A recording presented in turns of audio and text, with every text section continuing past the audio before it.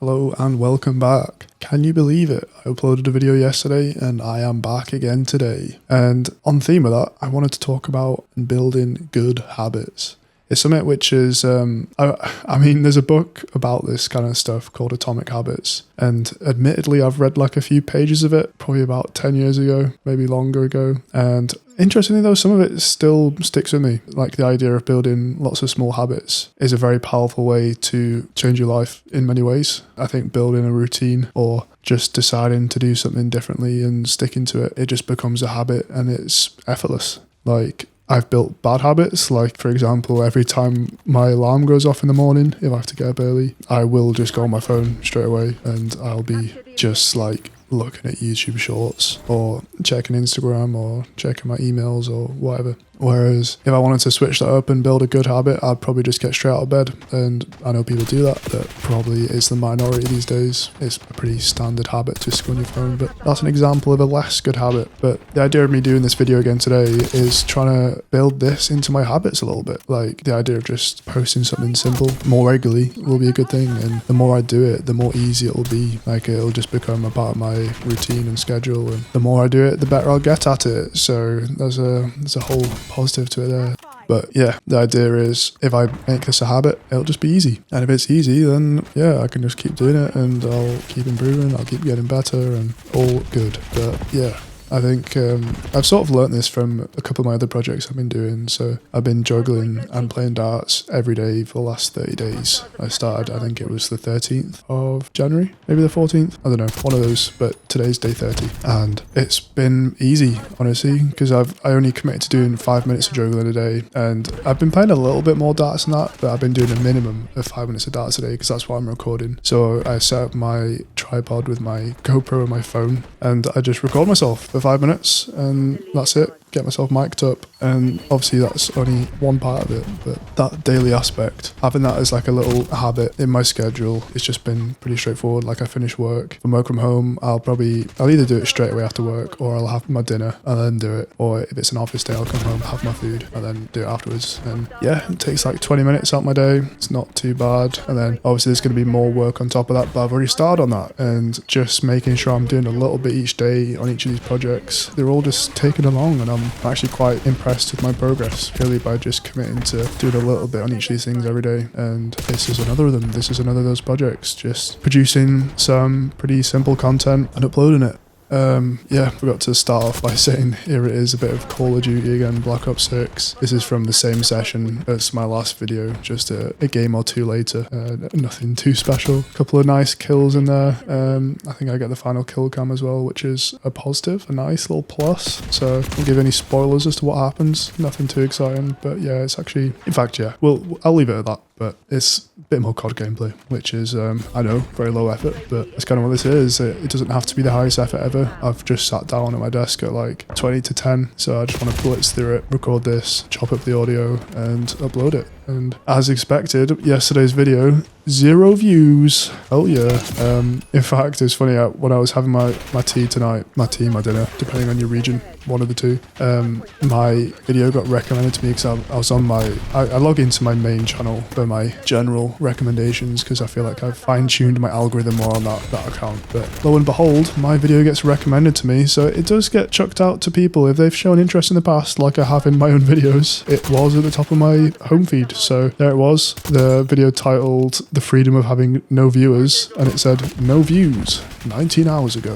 I'm like, cool, sounds about right. So yeah, gave it a watch, and to be fair, I was happy with it. I feel like I put across the points I wanted to put across, and yeah, all good. So figured, you know what, let's keep at it. There's a few other things I wanted to talk about. When I just sat down at my desk, I was thinking about other things that were on my mind to talk about, but the idea of building good habits and habits in general is the thing I settled on. So the fact I've got other ideas of stuff to discuss, yeah, maybe there'll be another video tomorrow, maybe the day after, maybe I'll become one of these daily YouTubers and it'll just be me watching my own video. Like I'll get home or I'll be at home already, I'll sit down to have some food, like, oh look, Forger Guns uploaded a video, let's have a look. And I'll just be my own #1 fan. But yeah, there are worse lives than that, I think. So I'll take it for now. But yeah, I'm pretty happy with my progression in terms of just like, I'm understanding the process more. So I'm understanding how to make this kind of content and edit my voice together to make it sound okay. Like, I don't think I've touched on this in my last 2 videos, but like, I am chopping up the audio quite a bit because I pause quite a lot between words and sentences, and there's not always the best flow with what I'm saying. And for a video like this where my face isn't in it, I can't do any gesturing or anything like that, and there's video game footage in the background, I think the constant flowing speak makes a lot more sense, and it's probably much more fitting to this kind of video. So it's kind of a stylistic choice. I don't think the way I speak so slow and disjointed that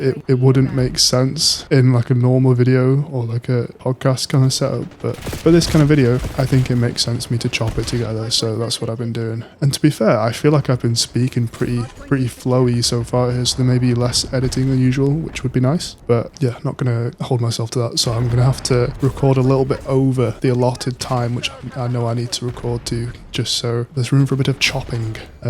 So yeah. But I think there's a lot of power to building habits. I think where I've experienced it elsewhere in life is when I used to cycle a lot, as in riding bikes, not doing steroids. I would find that I'd be in a rhythm with it. I'd be riding like 5 times a week, and it's just easy, like, because it was so heavily set into my routine. Just getting on my bike in the afternoon after school or whatever, it was just so easy. Like, it was just second nature. Like, it wasn't like I had to plan in to do it. I'd have to plan out of doing it because it was routine. It was a habit. And the times where that habit was broken by either being ill for like a week or maybe going on holiday, or if there was some reason I couldn't ride my bike for a while, I found that going back to it was really quite difficult. Like, I think part of it was because obviously that routine and that habit was broken, but a part of it was also like fear that the idea of detraining and then figuring out, or not figuring out, but finding out like how much fitness I've lost was like scary. So it put me off getting back on my bike straight away. But then that's like completely counterproductive and counterintuitive, because obviously the longer you leave it, the more fitness you will lose if you're losing any fitness, which admittedly most of the time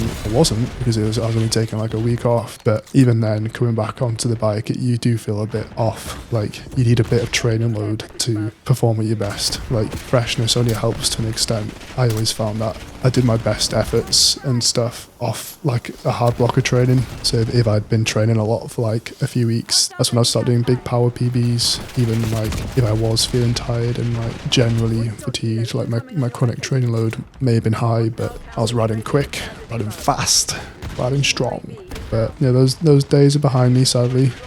Maybe that's a story for another video. But yeah, I mean, it's applied elsewhere in life, like just other things where something, once it's in your routine, it's so easy to keep going. But as soon as it's out, it's hard to pick it back up again. And it's hard to get it going in the first place. It's like, it's very much momentum based. So one way I visualize it is like, you've got this big boulder and it's hard work getting up to speed. Like, you have to push it really hard to start it rolling. But once it's rolling, you don't have to put as much force in. You're just sort of pushing it along a little bit just to keep it going. And then if you get a bit lazy and you stop pushing it, it'll slow down and it'll be harder to get it back up to speed. And then if you leave it too long, it'll stop completely and you'll be back to square one and you'll have to keep it rolling. But it isn't actually back to square one, because you've still moved that boulder in a certain direction and progress has been made. So even though it'll be hard to get it back into the routine, you still have moved it in a direction which hopefully was the right direction. I mean, with stuff like learning, then you have learnt that stuff. You may have forgotten some of it, but you've still progressed in a direction.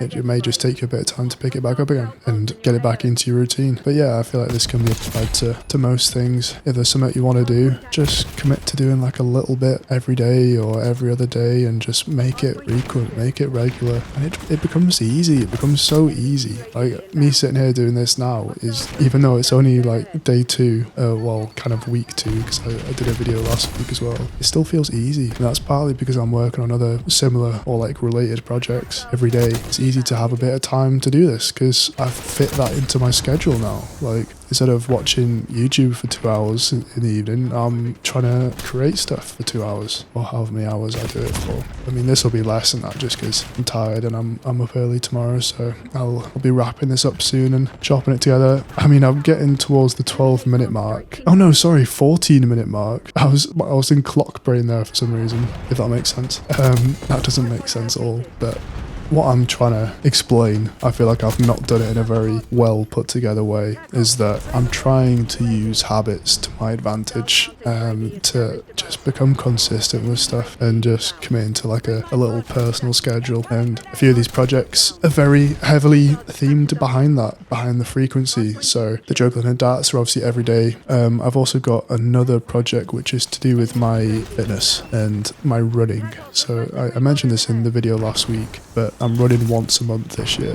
just to see if it's possible to get quicker running. Only running once a month, and in order to do that I'm having to try build my fitness outside of that. And as you can possibly hear by my voice, I'll try and edit out most of the coughing and whatever else, but I have got a bit of a cold at the moment, and I have had like a slight cold for about 2 weeks now, but I'm still trying to work on my fitness. So my last run was on the last day of January, which was 13 days ago, and I went to play five-a-side with my old colleagues last week, which is a properly good training. Sprints as well, like it's probably the first time I sprinted in about 5 months since like the last time I played five-a-side. So that's a little new weekly routine I can try and stick to help with that project. And then obviously other stuff as well, like I'm trying to just walk more, get on my rowing machine, get the heart rate up as many times a week as I can really, but not at the moment, just because when you have a cold it's like a kind of like a respiratory illness, isn't it? So when I do these efforts or like anything where I'm getting my heart rate up, I'm breathing more, it does set me back in terms of illness. Like I feel like I might have been able to push this cold away by now if I'd like not gone to five-a-side, for example, but I really wanted to get out and do something like that because it's good for the brain, it's good for the soul, and it's good for the body. So yeah, I'm pretty happy with where I'm at right now in terms of I've got multiple different things where I'm building up consistency with stuff which is benefiting my brain in terms of I'm learning stuff, benefiting my body in terms of trying to get fitter and stronger, and yeah, improving my physique as well, and trying to do some like weightlifting and stuff. There's a lot of aspects which I'm trying to work on myself at the moment, and it's nothing makes me feel better than having that sense of progression. So I'm pretty happy with the habits I'm building, and I endorse the idea of habits. Thanks for listening, my friends. Love you. Bye.